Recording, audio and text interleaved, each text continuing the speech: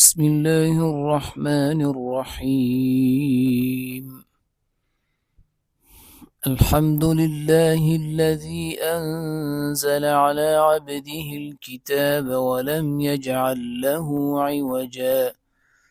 قيما لينذر بأسا شديدا من لدنه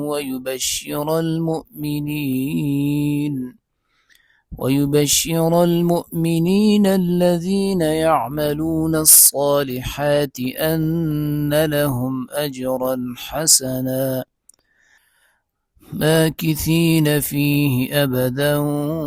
وينذر الذين قالوا اتخذ الله ولدا ما لهم به من علم ولا لآبائهم كبرت كلمة تخرج من أفواههم إن يقولون إلا كذبا فلعلك باخع نفسك على آثارهم إن لم يؤمنوا بهذا الحديث أسفا إنا جعلنا ما على الأرض زينة لها لنبلوهم أيهم أحسن عملا وإنا لجاعلون ما عليها صعيدا جرزا أم حسبت أن أصحاب الكهف والرقيم كانوا من آياتنا عجبا إذ أوى الفتية إلى الكهف فقالوا ربنا آتنا من لدنك رحمة وهيئ لنا من أمرنا رشدا فضربنا على آذانهم في الكهف سنين عددا ثم بعثناهم لنعلم أي الحزبين أحصى لما لبثوا أمدا نحن نقص عليك نبأهم بالحق إنهم فتية آمنوا بربهم وزدناهم هدى وربطنا على قلوبهم إذ قاموا فقالوا ربنا رب السماوات والأرض لن ندعو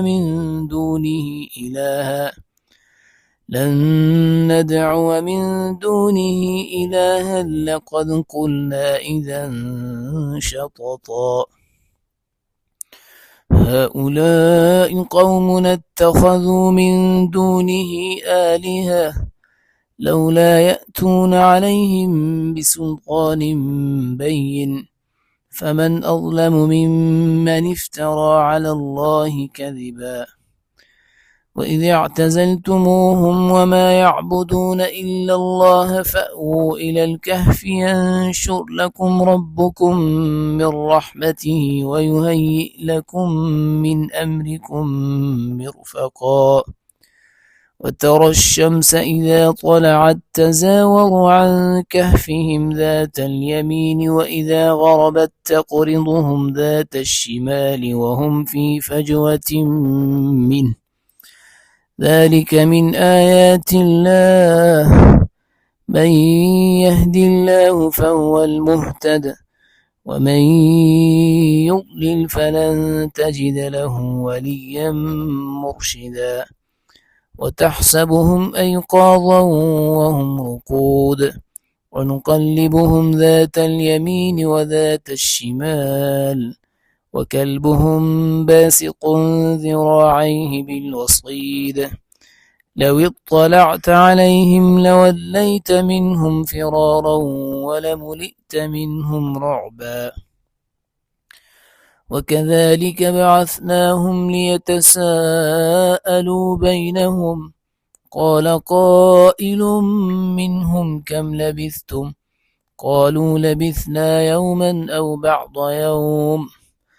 قالوا ربكم أعلم بما لبثتم فبعثوا أحدكم بورقكم هذه إلى المدينة فلينظر أيها أزكى طعاما فليأتكم برزق منه وليتلطف ولا يشعرن بكم أحدا إنهم إن يظهروا عليكم يرجموكم أو يعيدوكم في ملتهم ولن تفلحوا إذا أبدا. وكذلك أعثرنا عليهم ليعلموا أن وعد الله حق وأن الساعة لا ريب فيها، إذ يتنازعون بينهم أمرهم فقالوا بنوا عليهم بنيانا ربهم أعلم بهم. قال الذين غلبوا على أمرهم لنتخذن عليهم مسجدا. سيقولون ثلاثة رابعهم كلبهم ويقولون خمسة سادسهم كلبهم رجما بالغيب ويقولون سبعة وثامنهم كلبهم قل ربي أعلم بعدتهم ما يعلمهم إلا قليل فلا تمار فيهم إلا مراء ظاهرا ولا تستفت فيهم منهم أحدا ولا تقولن لشيء إني فاعل ذلك غدا إلا أن يشاء الله واذكر ربك إذا نسيت وقل عسى أن يهديني ربي لأقرب من هذا رشدا. ولبثوا في كهفهم 300 سنين وازدادوا 9 قل الله أعلم بما لبثوا له غيب السماوات والأرض أبصر به وأسمع ما لهم من دونه من ولي ولا يشرك في حكمه أحدا. واتل ما أوحي إليك من كتاب ربك لا مبدل لكلماته ولن تجد من دونه ملتحدا. واصبر نفسك مع الذين يدعون ربهم بالغداة والعشي يريدون وجهه ولا تعد عيناك عنهم تريد زينة الحياة الدنيا ولا تطع من أغفلنا قلبه عن ذكرنا واتبع هواه وكان أمره فرطا. وقل الحق من ربكم فمن شاء فليؤمن ومن شاء فليكفر إنا أعتدنا للظالمين نارا أحاط بهم سرادقها وإن يستغيثوا يغاثوا بماء كالمهل يشوي الوجوه بئس الشراب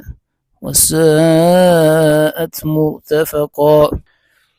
إن الذين آمنوا وعملوا الصالحات إنا لا نضيع أجر من أحسن عملا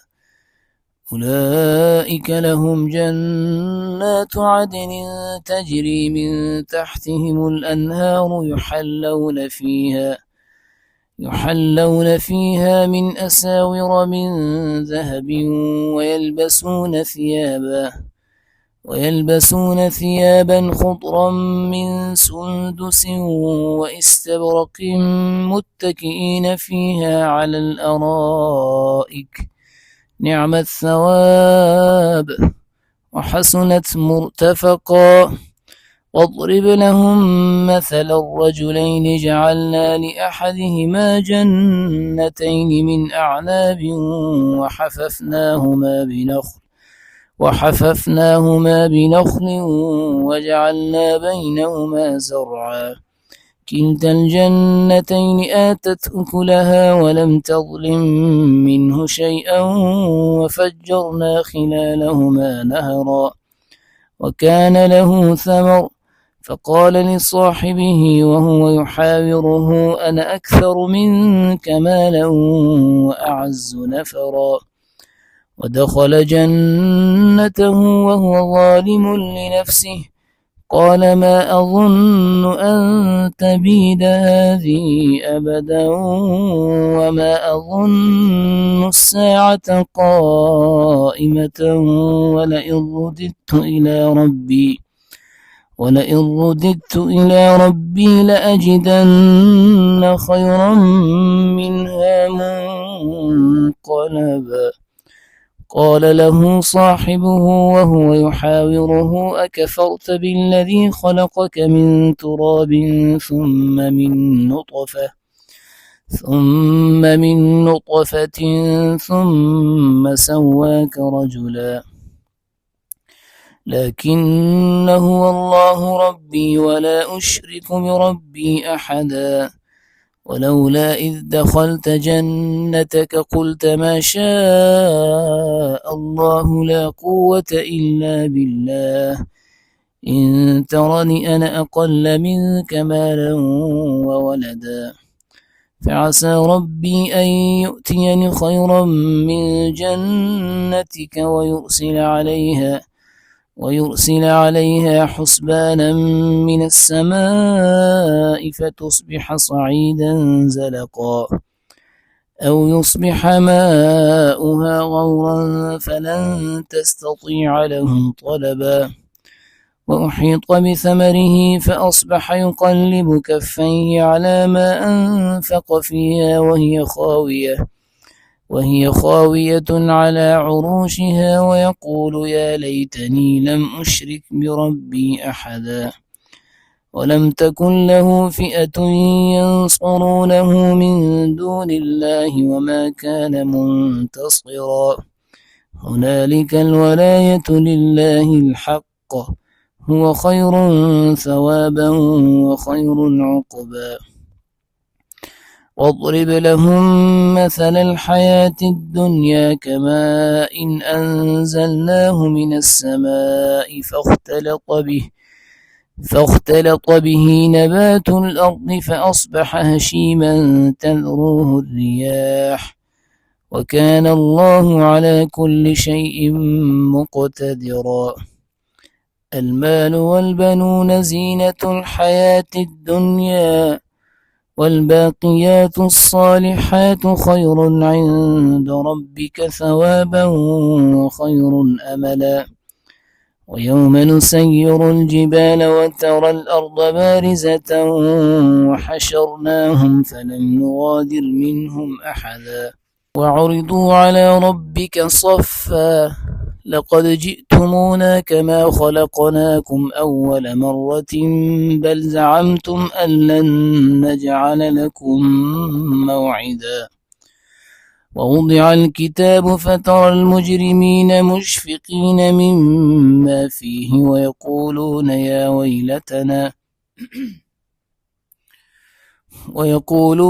ويلتنا ما لهذا الكتاب لا يغادر صغيرة ولا كبيرة إلا أحصاها ووجدوا ما عملوا حاضرا ولا يظلم ربك أحدا. وإذ قلنا للملائكة اسجدوا لآدم فسجدوا إلا إبليس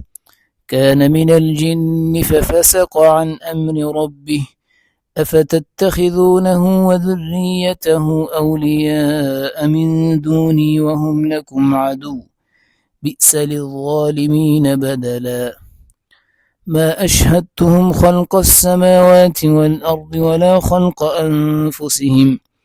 وما كنت متخذ المضلين عضدا.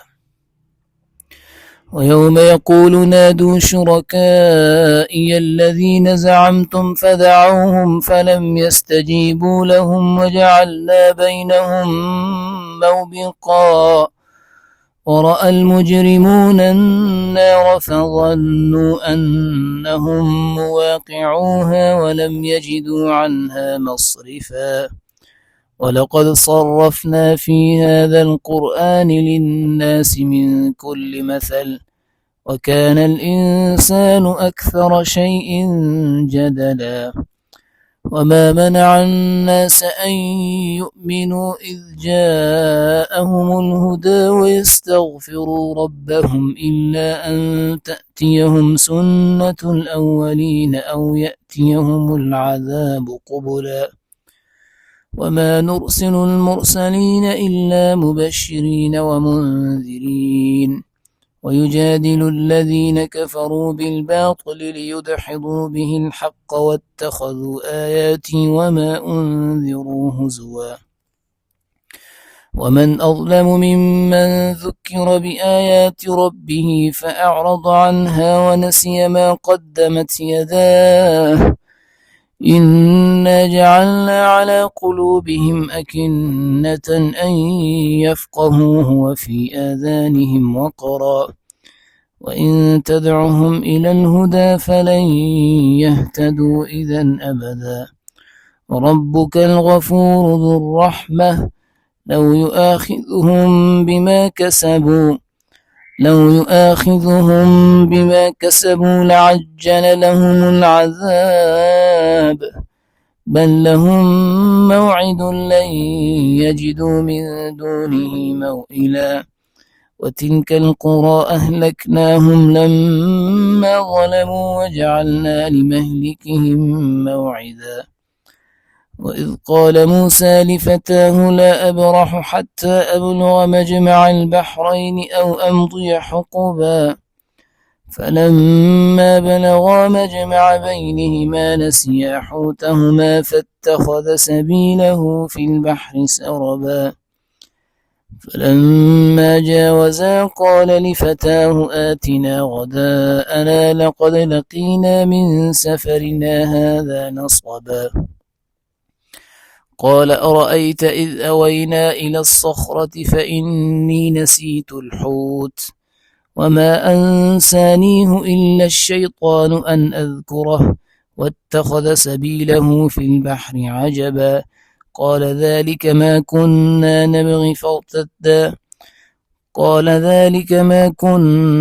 نبغي فارتدا على آثارهما قصصا فوجدا عبدا من عبادنا آتيناه رحمة من عندنا وعلمناه من لدنا علما قال له موسى هل أتبعك على أن تعلمني مما علمت رشدا قال إنك لن تستطيع معي صبرا وكيف تصبر على ما لم تحط به خبرا قال ستجدني إن شاء الله صابرا ولا أعصي لك أمرا قال فإن اتبعتني فلا تسألني عن شيء حتى أحدث لك منه ذكرا فانطلقا حتى إذا ركبا في السفينة خرقها قال أخرقتها لتغرق أهلها لقد جئت شيئا إمرا قال ألم أقل إنك لن تستطيع معي صبرا قال لا تؤاخذني بما نسيت ولا ترهقني من أمري عسرا فانطلقا حتى إذا لقيا غلاما فقتله قال أقتلت نفسا زكية بغير نفس لقد جئت شيئا نكرا قال ألم أقل لك إنك لن تستطيع معي صبرا قال إن سألتك عن شيء بعدها فلا تصاحبني قد بلغت من لدني عذرا فانطلقا حتى إذا أتيا أهل قرية استطعما أهلها فأبوا أن يضيفوهما فوجدا فيها جدارا يريد أن ينقض فأقامه قال لو شئت لاتخذت عليه أجرا قال هذا فراق بيني وبينك سأنبئك بتأويل ما لم تستطع عليه صبرا أما السفينة فكانت لمساكين يعملون في البحر فأردت أن أعيبها كان وراءهم ملك يأخذ كل سفينة غصبا وأما الغلام فكان أبواه مؤمنين فخشينا أن يرهقهما طغيانا وكفرا فأردنا أن يبدلهما ربهما خيرا منه زكاة وأقرب رحما. وأما الجدار فكان لغلامين يتيمين في المدينة وكان تحته كنز لهما وكان أبوهما صالحا فأراد ربك أن يبلغا أشدهما ويستخرجا كنزهما رحمة من ربك وما فعلته عن أمري ذلك تأويل ما لم تسطع عليه صبرا. ويسألونك عن ذي القرنين قل سأتلو عليكم منه ذكرا إنا مكنا له في الأرض وآتيناه من كل شيء سببا فأتبع سببا حتى إذا بلغ مغرب الشمس وجدها تغرب في عين حمئة ووجد عندها قوما قلنا يا ذا القرنين إما أن تعذب وإما أن تتخذ فيهم حسنا قال أما من ظلم فسوف نعذبه ثم يرد إلى ربه فيعذبه عذابا نكرا وأما من آمن وعمل صالحا فله جزاء الحسنى وسنقول له من أمرنا يسرا ثم أتبع سببا حتى إذا بلغ مطلع الشمس وجدها تطلع على قوم لم نجعل لهم من دونها سترا كذلك وقد أحطنا بما لديه خبرا ثم أتبع سببا حتى إذا بلغ بين السدين وجد من دونهما قوما لا يكادون يفقهون قولا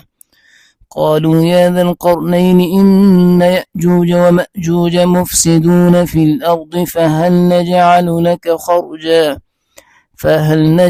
لك خرجا على أن تجعل بيننا وبينهم سدا